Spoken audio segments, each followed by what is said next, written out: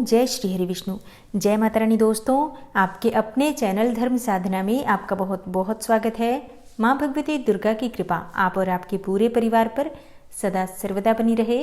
दोस्तों, बहुत समय से आप लोगों के प्रश्न आ रहे हैं कि शाम की पूजा का सही समय क्या होता है, शाम को दीपक कब जलाना चाहिए और दीपक जलाते समय किस नियम का पालन करना चाहिए। अगर हम शाम को दीपक जलाते हैं तो क्या हमें स्नान करना आवश्यक है, मतलब शाम की पूजा बिना स्नान किए कर सकते हैं या नहीं कर सकते हैं, और शाम को घर में कितने दीपक प्रज्वलित करने चाहिए, कहाँ कहाँ दीपक प्रज्वलित करना चाहिए, दीपक जलाने का मंत्र क्या होता है, घर की परेशानियों को दूर करने के लिए और किसी विशेष मनोकामना को पूर्ण करने के लिए दीपक किस प्रकार से प्रज्वलित करना चाहिए।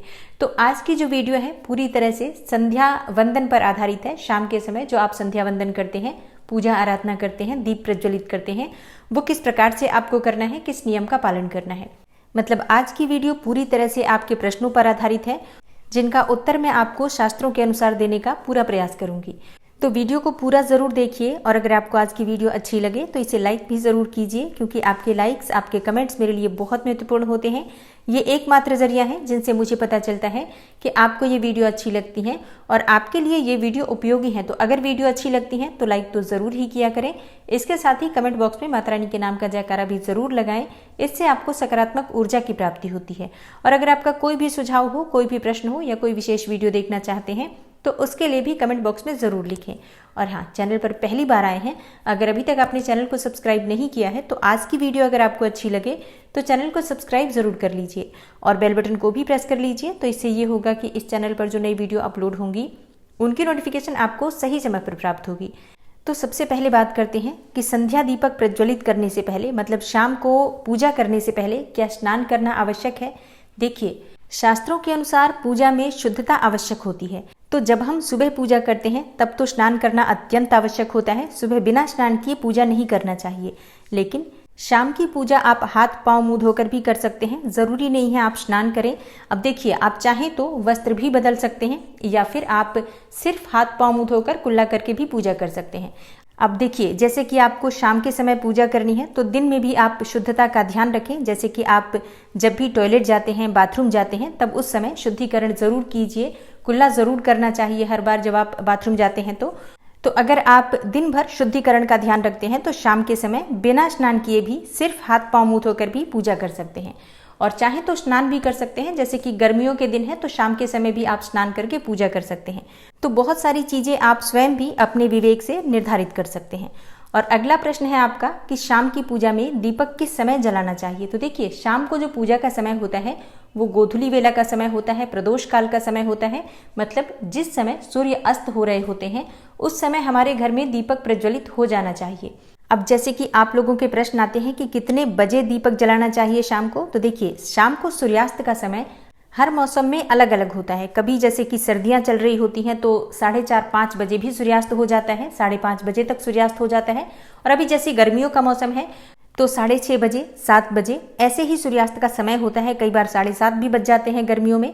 तो प्रत्येक मौसम में सूर्यास्त का समय अलग होता है, इसलिए एक सही समय बताना कि इसी समय आप दीप प्रज्वलित करें ये तो बहुत मुश्किल होगा और ये ठीक भी नहीं होगा। एक ही समय पर हर बार हम दीप प्रज्वलित नहीं कर पाएंगे, इसलिए संध्या काल का ध्यान रखिए। जब संध्या काल का समय होता है, मतलब जब सूर्यास्त हो रहा होता है, उस समय आप अपने घर में दीपक प्रज्वलित कर दीजिए। और अब बात करते हैं कि कितने दीपक आपको अपने घर में प्रज्वलित करने चाहिए प्रतिदिन। देखिए, शास्त्रों के अनुसार संध्या काल में प्रतिदिन अपने घर के मुख्य द्वार पर एक दीपक जरूर जलाना चाहिए। इससे क्या होता है, देखिए, शास्त्रों के अनुसार शाम के समय संध्या काल में लक्ष्मी माता और उनकी बहन दरिद्रता दोनों ही भ्रमण पर निकलती हैं। तो जिस घर के मुख्य द्वार पर दीपक प्रज्वलित होता है उस घर में माँ लक्ष्मी प्रवेश कर जाती हैं, और जिस घर के मुख्य द्वार पर दीपक नहीं जल रहा होता है उस घर में दरिद्रता प्रवेश कर जाती हैं। तो इसलिए माँ लक्ष्मी का प्रवेश आपके घर में हो, इसके लिए घर के मुख्य द्वार पर एक दीपक जरूर प्रज्वलित करना चाहिए। और हाँ, घर के मुख्य द्वार पर जो दीप प्रज्वलित किया जाता है संध्या काल में, इसके बहुत सारे फायदे शास्त्रों में बताए गए हैं। शास्त्रों के अनुसार संध्या काल में जिस घर के मुख्य द्वार पर दीप प्रज्वलित होता है उस घर में किसी भी प्रकार की नकारात्मक ऊर्जा प्रवेश नहीं करती है। कोई भी वास्तु दोष आपके घर में हो, अगर आप मुख्य द्वार पर दीप प्रज्वलित करते हैं तो समस्त प्रकार के वास्तु दोष से मुक्ति मिल जाती है। और अगर आपके घर में पितृदोष है जिसकी वजह से परेशानियां आपके घर में बनी हुई हैं, तो घर के मुख्य द्वार पर जो हम दीप प्रज्वलित करते हैं, इससे घर का पितृदोष भी समाप्त हो जाता है। और इसके अलावा घर में किसी भी प्रकार की अशांति रहती हो या फिर आपके घर में बीमारियां बहुत रहती हैं, कलह क्लेश रहता है, आर्थिक तंगी रहती है, तो घर के मुख्य द्वार पर हम दीप प्रज्वलित करते हैं तो समस्त प्रकार की परेशानियों से, दुखों से आपको मुक्ति मिल जाती है। इसलिए घर के मुख्य द्वार पर दीप प्रज्वलित करना अत्यंत आवश्यक होता है। तो शास्त्रों के अनुसार घर के मुख्य द्वार पर एक दीपक अवश्य ही होना चाहिए। और बात करें दूसरे दीपक की, तो दूसरा दीपक आपको अपने घर की तुलसी के पास प्रज्वलित करना चाहिए। शास्त्रों के अनुसार अगर शाम के समय संध्या काल में तुलसी की जड़ के पास अंधेरा रहता है तो ऐसे घर में दरिद्रता का स्थायी वास बन जाता है। और जिन घरों में शाम के समय तुलसी के पास दीप प्रज्वलित किया जाता है, ऐसे घर में स्थिर लक्ष्मी का वास होता है। श्री हरि विष्णु सहित माँ लक्ष्मी ऐसे घरों में वास करती हैं। तो प्रयास करना चाहिए कि शाम के समय तुलसी के पास एक दीपक अवश्य प्रज्वलित करें। बात करें अगले दीपक की, तो शाम के समय अपने घर के ईशान कोण में, मतलब जहां पर भी आपने अपने घर का मंदिर बनाया हुआ है, उस स्थान पर घर के मंदिर में एक दीपक अवश्य प्रज्वलित कीजिए। तो 3 दीपक आपको प्रतिदिन जरूर प्रज्वलित करने चाहिए। और अगर आप तीनों दीपक प्रतिदिन प्रज्वलित करते हैं तो विश्वास रखिए आपके घर की बहुत सारी परेशानियां स्वतः ही समाप्त हो जाती हैं।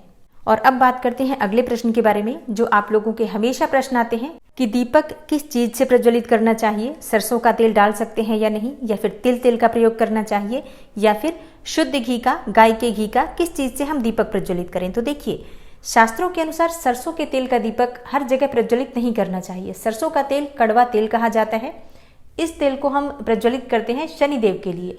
शनिदेव के निमित्त अगर आप दीप दान करते हैं शनिवार के दिन, तो आपको सरसों तेल का दीपक प्रज्वलित करना चाहिए।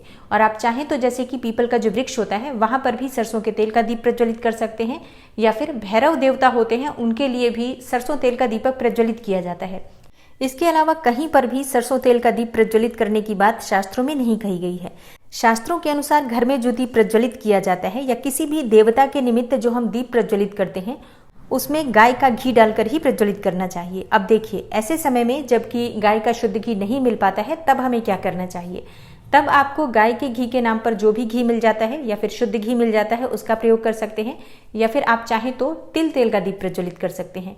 तो प्रतिदिन जो आप दीपक प्रज्वलित करते हैं अपने घर में, चाहे आप घर के मुख्य द्वार पर प्रज्वलित करें या फिर तुलसी के पास प्रज्वलित करते हैं या फिर घर के ईशान कोण में प्रज्वलित करते हैं, सभी दीपक आप तिल तेल या शुद्ध घी से प्रज्वलित करें।